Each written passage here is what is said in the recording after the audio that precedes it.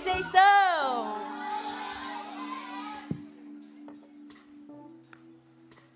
Gente, tá tudo certo com vocês? Quem aí tá animado para mais um recap, mais um dia na presença de Deus?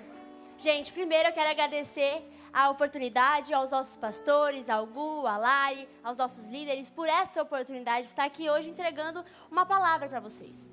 E eu queria começar, antes de eu começar a falar sobre o que eu vim trazer para vocês, com uma oração. Então eu peço que todos vocês se levantem, fechem os seus olhos e vamos orar.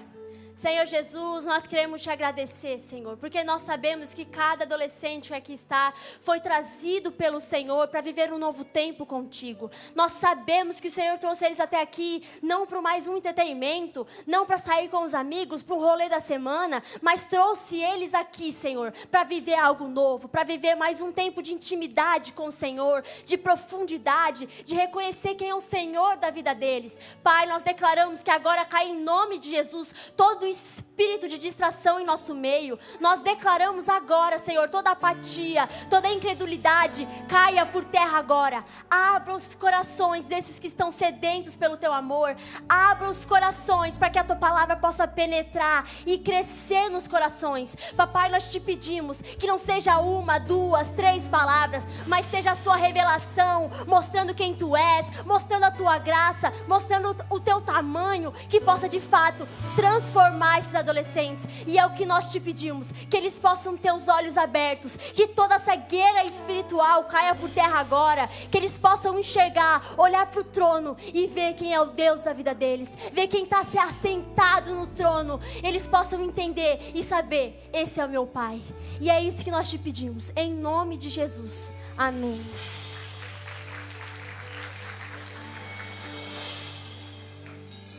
Galera, eu tenho uma pergunta para fazer para vocês. Quem é Deus para você? Quem tem sido Deus na sua vida? Qual que é a sua visão de Deus? Hoje nós queremos falar com vocês um pouquinho a respeito disso. E isso está lá em Êxodo, no capítulo 3, do versículo 1 ao 6. Produção, consegue colocar aqui para mim, por favor? Pode ser na NVT, por favor? Não, ARC, perdão.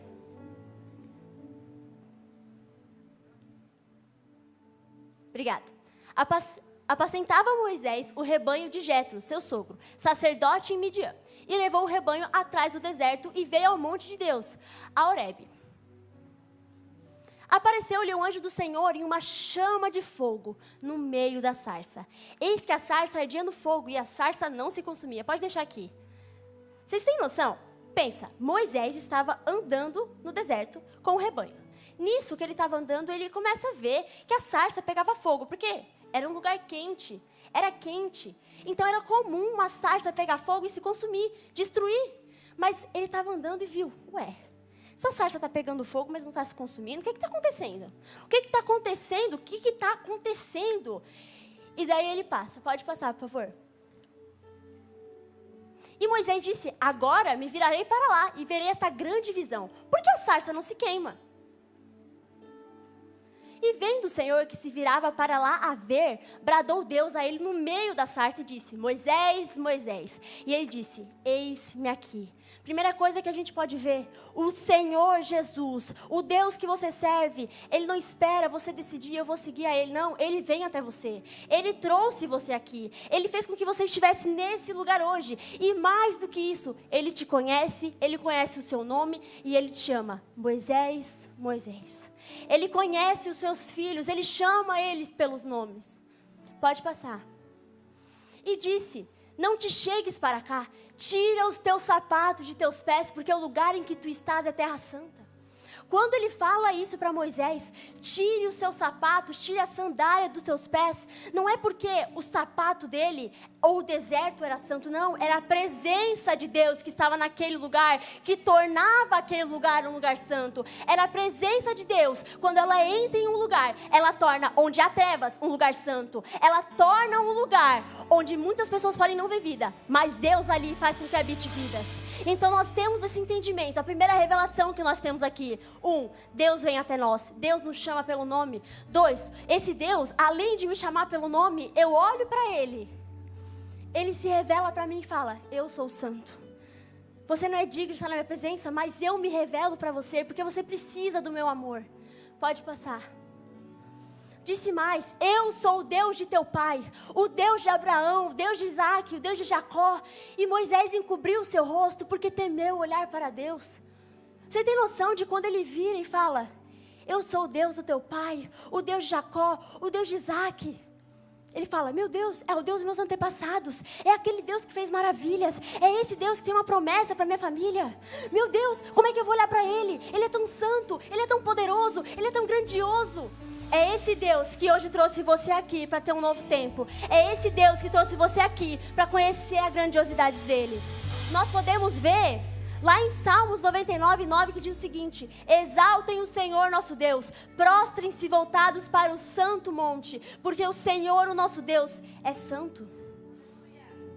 Quando nós temos essa revelação de que o nosso Deus é santo, Ele é um Deus que não tem pecados, Ele é um Deus que não comete falhas, Ele é um Deus que é perfeito, nós paramos de olhar para o mundo, nós paramos de olhar para o que o mundo tem a nos oferecer e olhamos para Ele. E quando nós temos essa revelação de quem Deus é, nós mudamos internamente, nós mudamos. Em Apocalipse 1:8 fala: eu sou o Alfa, o Ômega, diz o Senhor Deus, aquele que é, que era e que há de vir, o Todo-Poderoso. Em 1 Timóteo 1:17 ele fala: ao Rei eterno, imortal, invisível, Deus único, seja a honra, a glória para todos sempre. Amém. É para Ele a glória. Nesse momento, quando estamos aqui, é para Ele, porque nós entendemos quem Ele é.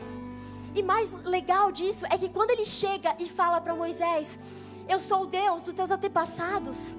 O mais legal é quando a gente vai ver em Romanos, Paulo escreve para nós que esse mesmo Deus não nos deu um espírito de escravidão para que a gente temesse a Ele, porque nós precisamos temer ao nosso Senhor, mas Ele nos deu um espírito que Ele nos adota, nos chama de filho e que nós podamos clamar: Abba, Pai. Esse mesmo Deus que se revela lá para Moisés é o mesmo Deus que é o mesmo onde era, é e há de vir. É esse Deus que se manifesta, é esse Deus que está aqui, e é esse Deus que precisa da sua presença. Ele precisa da sua visão, Ele precisa da sua atenção. Deus está te chamando para viver algo novo. Deus está te chamando para que você abra os seus olhos. Filho, olhe para mim.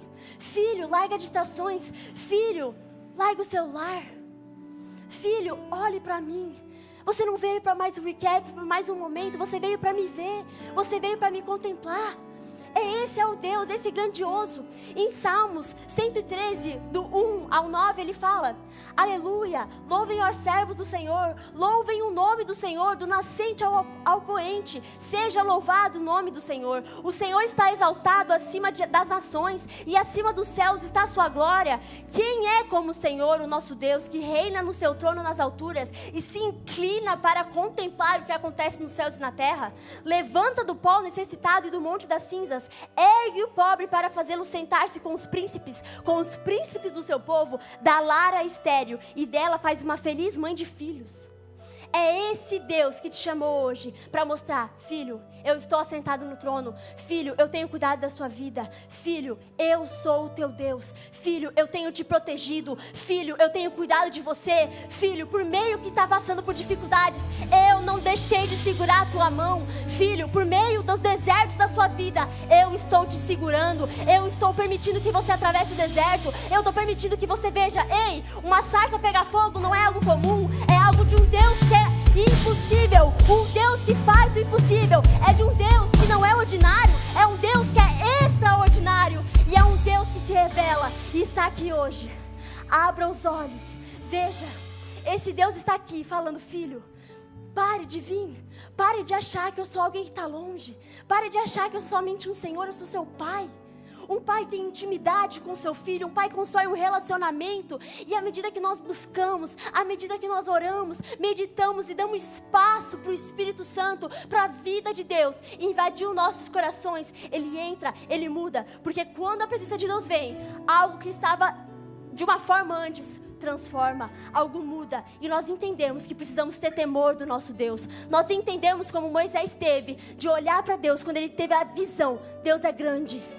E esse é o meu Pai, esse é o meu Deus, esse é o Deus da promessa, esse é o meu Deus. Quando ele teve essa visão, ele fala: meu Deus, eu não sou digno de olhar, eu não sou digno de ver. Por quê? Porque quando a gente vê o Deus, a gente entende quem Ele é. Nós entendemos que nós mudamos de coração, nós mudamos as nossas atitudes e nós mudamos a nossa postura diante da presença dEle. Nós entendemos que isso se transforma. O temor, o respeito, a reverência e a obediência de Deus passa a ser algo que é normal. Amém? E é isso.